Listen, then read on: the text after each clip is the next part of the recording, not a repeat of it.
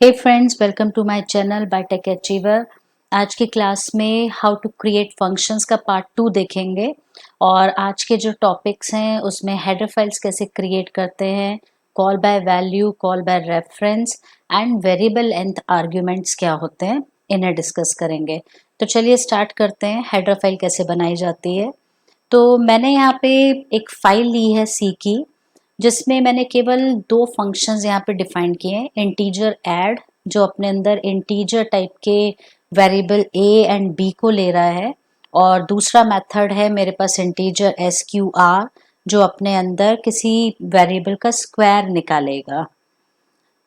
तो यहाँ पे जो इंटीजर ऐड मेथड है ये इन दोनों वेरिएबल्स पे रिटर्न कर रहा है इनका सम। तो मैं यहाँ से रिटर्न कर देती हूँ a प्लस बी, और जो स्क्वायर मेथड है ये a का स्क्वायर रिटर्न कर रहा है। तो ये दो मेथड्स मैंने बना के रख लिए हैं।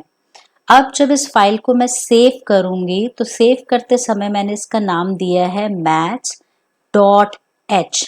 जब आप किसी फाइल का एक्सटेंशन डॉट एच देते हैं तो वो हेडर फाइल बन जाती है, और header file is the collection of functions. तो अभी मेरे इस हेडर फाइल के अंदर केवल दो फंक्शंस मैंने बना के रखे हैं। अब इसको यूज कैसे करेंगे? अब ये एक दूसरी फाइल है, तो मान लेते हैं इस फाइल का नाम है कॉल डॉट सी। तो ये मेरी एक दूसरी फाइल है, जो ये यहाँ पे मैं चाहती हूँ कि मैं किसी नंबर का स्क्वायर निकालूं। तो एक नॉर्मल सी का प्रोग्राम आप कैसे बनाते हो कि आप कोई वेरिएबल डिफाइन करोगे, और फिर यहाँ पे मैंने एक आंसर वेरिएबल ले लिया है, और मैं चाहती हूँ कि इस आंसर के अंदर SQR मेथड को मैं यूज करूँ, जो किसी नंबर का स्क्वायर निकाल के आपको देगा, और इस आंसर को हम यहाँ पे प्रिंट करा देते हैं। तो ये प्रिंट हो गया आंसर। अब यहाँ पे जब आप इस प्रोग्राम को रन करेंगे तो कंपाइलर आपको एरर देगा कि ये जो SQR मेथड आपने यूज किया है ये अनडिफाइंड है, ये कहाँ पर है, किसी हेडर फाइल में है, तो उस हेडर फाइल को आपको इंक्लूड करना पड़ेगा। तो ये जो फंक्शन है ये मेरी एक हेडर फाइल के अंदर है, जिसका नाम मैंने रखा है maths.h। तो मैं उसको यहाँ पे इंक्लूड करूंगी। तो ये यूज होता है हेडर फाइल का कि एक बार आपने हेडर फाइल के अंदर फंक्शंस बना के रख लिए, अब आपको किसी भी फाइल में सी की उन फंक्शंस को यूज करना है तो आप यूज कर सकते हैं, बस आपको अपनी हेडर फाइल वहां पे डिफाइन करनी पड़ती है। अब देखते हैं call by value and call by reference क्या होता है।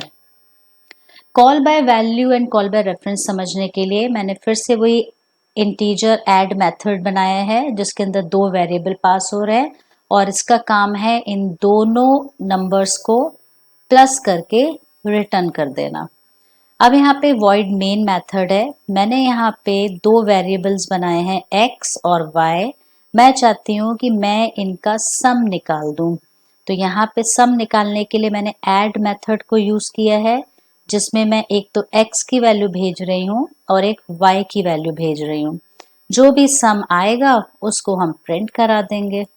तो एक ये प्रोग्राम है दो नंबर्स को ऐड करने का। अब यहाँ पे कॉल बाय वैल्यू से क्या मतलब है? कॉल बाय वैल्यू का मतलब होता है कि जब भी आप कोई आर्ग्यूमेंट भेजते हैं किसी फंक्शन में, तो जैसे आपने x भेजा तो x की वैल्यू a के अंदर जाएगी जो कि 2 है, और y की वैल्यू b के अंदर जाएगी जो कि 3 है। तो अब आप फंक्शन को कॉल कर रहे हैं विद द आर्ग्यूमेंट वैल्यूज। तो यहाँ पे x और y की वैल्यूज की कॉपी ट्रांसफर होती है a एंड b के अंदर। अगर यहाँ पे a में आप कोई चेंज कर देते हैं तो वो चेंज इस a वेरिएबल में होगा, x में कोई भी इम्पैक्ट नहीं आएगा, क्योंकि x की एक्चुअल वैल्यू आप नहीं भेज रहे हैं, आप x की कॉपी भेज रहे हैं। तो इसे कहते हैं कॉल बाय वैल्यू। क्या वैल्यू ट्रांसफर कर रहे हैं, एक कॉपी ट्रांसफर कर रहे हैं वैल्यू की, ये होता है call by value. Call by reference का मतलब होता है कि अब आप x वेरिएबल की वैल्यू नहीं भेजेंगे, बल्कि उसका एड्रेस पास करेंगे एड्रेस ऑफ ऑपरेटर की हेल्प से। तो मैंने यहाँ पे एड्रेस ऑफ x पास कर दिया है एंड एड्रेस ऑफ y पास कर दिया है। तो अब ये a वेरिएबल नॉर्मल वेरिएबल है इंटीजर टाइप का, ये अपने अंदर x का एड्रेस कंटेन नहीं कर पाएगा। इसके लिए हमें एक स्पेशल वेरिएबल बनाना पड़ेगा जिसे कहते हैं पॉइंटर्स। और पॉइंटर को एस्ट्रिक साइन से डिफाइन किया जाता है। तो अब इसकी मीनिंग क्या हो गई कि ये यहाँ पे a वेरिएबल है जो अपने अंदर x की वैल्यू नहीं रखेगा, बल्कि x मेमोरी में जिस एड्रेस पे बना हुआ है उसका एड्रेस कंटेन करेगा। तो पॉइंटर्स क्या होते हैं? ऐसे वेरिएबल जो अपने अंदर किसी का एड्रेस कंटेन करते हैं। और इसका बेनिफिट क्या है कि अब अगर आप यहाँ पे a वेरिएबल में कोई चेंज करते हैं तो वो x की एक्चुअल वैल्यू को इम्पैक्ट करेगा। तो ये होता है कॉल बाय रेफरेंस कि अब आप x और y आर्ग्यूमेंट के रेफरेंसेस को डायरेक्ट भेजेंगे और फंक्शन द्वारा किए जाना कोई भी चेंज, जो भी फंक्शन कोई भी चेंज करेगा वो x और y की वैल्यू को इम्पैक्ट करेगा। तो ये होता है कॉल बाय रेफरेंस। अब देखते हैं वेरिएबल लेंथ आर्ग्यूमेंट क्या होता है। उसके लिए मैं एक सिंपल सा प्रोग्राम बनाती हूँ कि ये मेरे पास सम वेरिएबल है और ऐड मेथड में मैं इन दो नंबर्स को प्लस कराना चाहती हूँ। प्लस होके आ जाएगा क्योंकि ऐड मेथड दो नंबर को प्लस कर रहा है, आंसर आ जाएगा। अब मैं चाहती हूँ कि इसी मेथड को, इसी ऐड मेथड को मैं 4 नंबर प्लस कराने के लिए यूज कर लूं। तो अब आपको एक नया ऐड मेथड बनाना पड़ेगा जिसमें आप 4 आर्ग्यूमेंट पास करेंगे, ए बी सी डी, जो प्लस करके देगा। इसी तरह से एक और सम ले लेती हूँ जिसके अंदर मैं चाहती हूँ कि कई सारे वैल्यूज को प्लस किया जाए, कई सारे आर्ग्यूमेंट्स को, ऐसे। तो अब इस तरह से आप कैसे मेंटेन करोगे कि जब आपको पता ही नहीं है कि आपके ऐड मेथड के अंदर कितने आर्ग्यूमेंट आप भेज रहे हैं। तो उस केस में आपको यहाँ पर अगर देखा जाए जो आपने अभी तक पढ़ा है उसके अकॉर्डिंग आपको 3 ऐड मेथड बनाने पड़ेंगे। एक जो 2 आर्ग्यूमेंट एक्सेप्ट करेगा, एक जो 4 आर्ग्यूमेंट एक्सेप्ट करेगा, एक जो 1 2 3 4 5 6 7 8 आर्ग्यूमेंट एक्सेप्ट करेगा। लेकिन सी ने आपको एक फीचर दिया हुआ है which is variable length argument concept.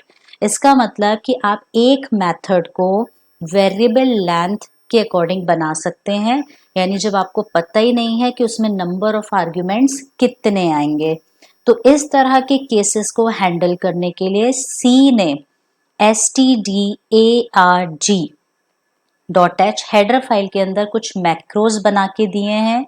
ये जो मैक्रोज होते हैं वो एक्चुअल में वेरिएबल्स होते हैं जिनकी मीनिंग पहले से ही डिफाइन की जाती है। तो ये 4 मैक्रोज हैं जिनका यूज होता है वेरिएबल लेंथ आर्ग्यूमेंट्स को हैंडल करना। तो अब देखते हैं कि ऐड मेथड किस तरह से काम करेगा वेरिएबल लेंथ आर्ग्यूमेंट्स पर। तो वेरिएबल लेंथ को आप कैसे डिफाइन करोगे? उसके लिए मैं यहाँ पे मेथड बनाती हूँ इंटीजर ऐड, और इसमें मैं एक वेरिएबल लूंगी जिसका नाम मैंने लिया है काउंट। काउंट एक वेरिएबल है, काउंट की जगह कोई और दूसरा नाम भी आप रख सकते हो। ये वेरिएबल बताएगा कि नंबर ऑफ आर्ग्यूमेंट्स कितने पास हो रहे हैं, और वो आर्ग्यूमेंट्स क्या है वो इस तरह से डॉट्स डिफाइन करता है कि आपको पता ही नहीं है कि आपके पास कितने आर्ग्यूमेंट्स आ सकते हैं। तो ये जो डॉट्स हैं ये डिफाइन करते हैं वेरिएबल लेंथ को। इस तरह से फंक्शन में आप डिफाइन करेंगे। अब सबसे पहले आपको फर्स्ट मैक्रो को यूज करना है विच इज va लिस्ट। इस लिस्ट मैक्रो से आप एक लिस्ट बनाएंगे जिसके अंदर सारे आर्ग्यूमेंट्स की लिस्ट आएगी जो कि पास हो रहे हैं, ऐसे। अब आप प्रोसेस को स्टार्ट करेंगे तो va स्टार्ट, va स्टार्ट के अंदर आप इनिशियलाइज करेंगे एक तो अपनी लिस्ट को और एक नंबर ऑफ आर्ग्यूमेंट्स को कि कितने आर्ग्यूमेंट्स पास हो रहे हैं। अब एक एक करके जितने आर्ग्यूमेंट्स पास हो रहे हैं उनको लिस्ट में से पढ़ा जाएगा, और पढ़कर हमें क्या करना है, उन सब का सम निकालना है। तो सम वेरिएबल ले लेती हूँ एक यहाँ पे। अब आप कैसे रीड करेंगे सारे आर्ग्यूमेंट्स को? एक लूप चलाते हैं तो लिस्ट में 0 से रीडिंग होगी इंडेक्सिंग से, तो 0 से लेके काउंट तक रीड होगा i++। अब यहाँ पे एक एक वैल्यूज को रीड करके सम के अंदर प्लस कराना है। तो वैल्यूज को रीड करने का काम करेगा args। तो num लिस्ट के अंदर से एक एक आर्ग्यूमेंट रीड होगा। आर्ग्यूमेंट जो भी है वो सभी एक ही टाइप के होने चाहिए। तो अब जितने भी आर्ग्यूमेंट आप भेज रहे हो वो एक ही डेटा टाइप के होने चाहिए। तो यहाँ पे इंटीजर है तो इंटीजर लगेगा, अगर आप फ्लोट भेज रहे हैं तो कॉमा फ्लोट करके आएगा। तो सारे वैल्यूज आपकी यहाँ पे प्लस हो गई। प्लस होने के बाद आपका पूरा प्रोसेस फिनिश हो गया। आपने लिस्ट को रीड कर लिया, उसको आइट्रेट यानी कि उसको रीड कर लिया, रीड करके आपने उसे प्लस भी करा लिया। अब प्रोसेस फिनिश होगा यानी एंड। तो अब आप बताओगे कि हम इस प्रोसेस को फिनिश करेंगे। तो फिनिश हो गया और आपका फंक्शन किस पर्पस के लिए था कि वो सारे आर्ग्यूमेंट्स का सम निकाल के रिटर्न कर देगा। तो ये रिटर्न हो गया। तो इस तरीके से इन मैक्रोस का यूज करके आप सारे वेरिएबल लेंथ आर्ग्यूमेंट्स को पढ़ के उन्हें प्रोसेस कर सकते हैं। तो आई होप ये वीडियो आपको समझ में आया होगा। So please do like, share and subscribe. Thanks for watching.